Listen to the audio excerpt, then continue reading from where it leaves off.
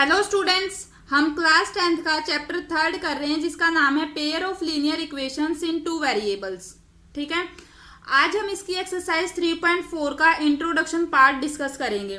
हम third exercise complete कर चुके हैं। अगर आपने वो वीडियो नहीं देखी है तो मैं यहाँ आई बटन पर प्रीवियस वीडियो का लिंक डाल देती हूँ, आप चाहें तो वहां से उसको चेकआउट कर सकते हैं। जो 3.3 एक्सरसाइज है उसमें हमने लीनियर इक्वेशंस को सोल्व करने का एक मेथड पढ़ा था जिसका नाम था सब्स्टिट्यूशन मेथड, और मैंने वहां भी आपको बताया था कि हमारे पास लीनियर इक्वेशंस को सोल्व करने के डिफरेंट मेथड्स होते हैं।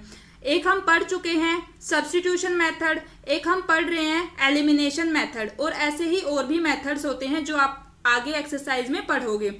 तो जब हम क्वेश्चन सोल्व करते हैं, अगर हमारे पास वहां मेंशन किया गया है कि आप इस पर्टिकुलर क्वेश्चन को एक इस मेथड से सोल्व कीजिए, ठीक है, अगर वहां लिखा है कि सोल्व बाय सब्स्टिट्यूशन मेथड या सोल्व बाय एलिमिनेशन मेथड, तभी हमें वहां वो मेथड लगाना होता है। अदरवाइज उस टाइम अगर वहां नहीं लिखा हुआ है तो उस टाइम आपके माइंड में जो भी मेथड आ रहा है आप उससे सोल्व कर सकते हो। रिजल्ट हर मेथड से सेम ही आता है, आप चाहें तो इनको चेक कर सकते हैं।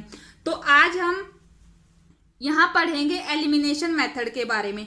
एलिमिनेशन मेथड कैसे हम यूज करते हैं, कैसे उसकी हेल्प से हम जो लीनियर इक्वेशंस गिवन होती हैं उनको सोल्व करते हैं। तो देखो, वैसे तो इसको हम डेफिनेशन से अगर पढ़ें तो हमें बिल्कुल समझ नहीं आएगा, तो हम एक एग्जाम्पल लेते हैं, बिल्कुल इजी एग्जाम्पल, जिससे आप सभी को कैसे इसको यूज करना है वो हर एक पॉइंट अच्छे से क्लियर हो जाएगा।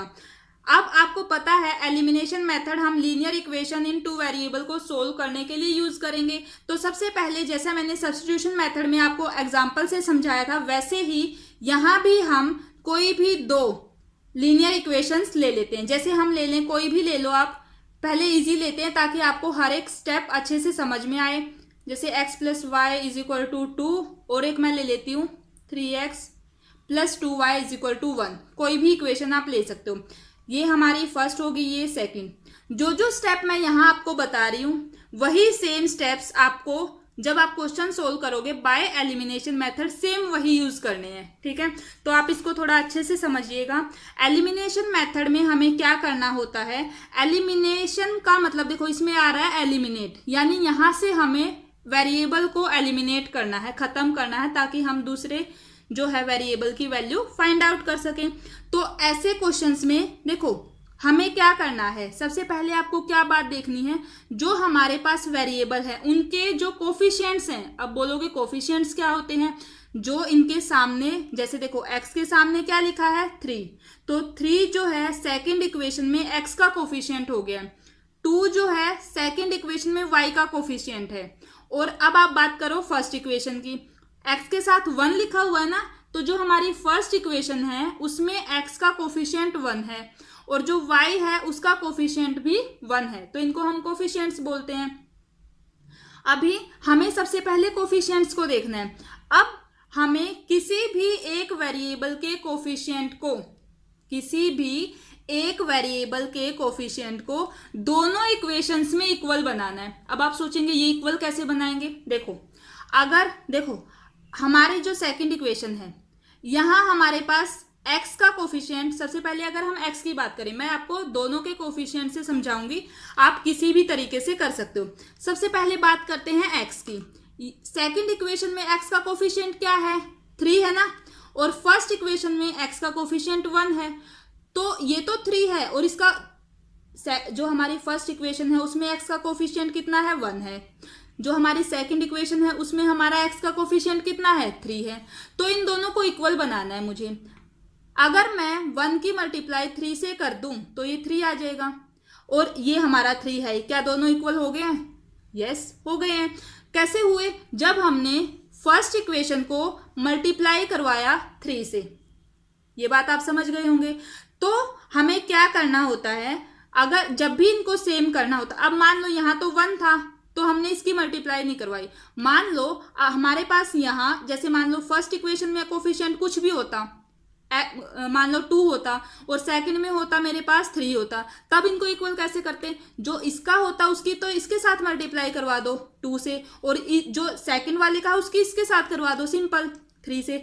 दोनों की मल्टीप्लाई ये भी 6, दोनों की मल्टीप्लाई ये भी 6।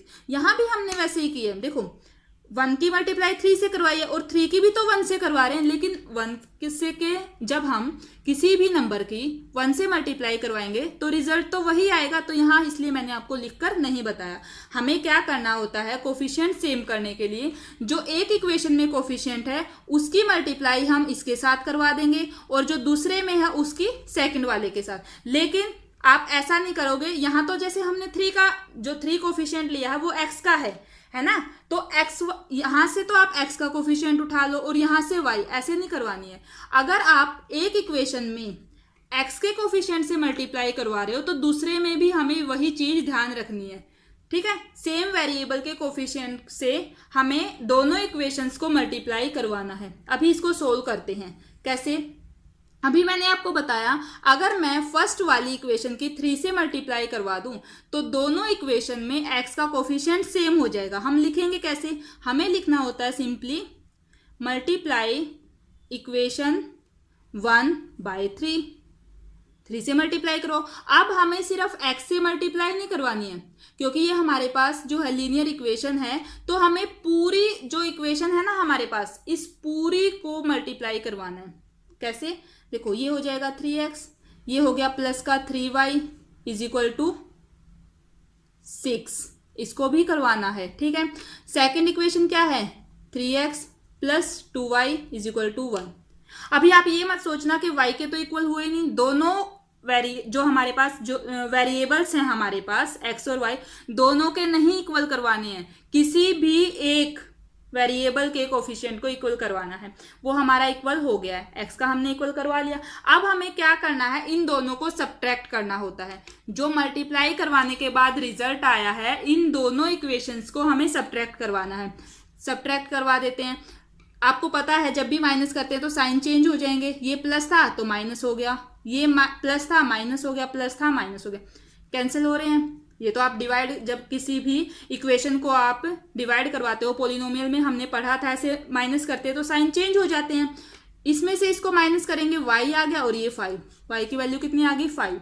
अब जो ये y की वैल्यू आई है इसको आप इक्वेशन में पुट कर लो। जो हमारे पास स्टार्टिंग में इक्वेशन थी उनमें से किसी भी इक्वेशन में पुट कर लो। हम इसको जैसे फर्स्ट में पुट करते हैं तो देखो x प्लस वाई की जगह 5 इज इक्वल टू 2, तो x की वैल्यू कितनी आ गई -3, ठीक है। x और y इस तरीके से हमने एलिमिनेशन मेथड से फाइंड आउट कर लिए हैं।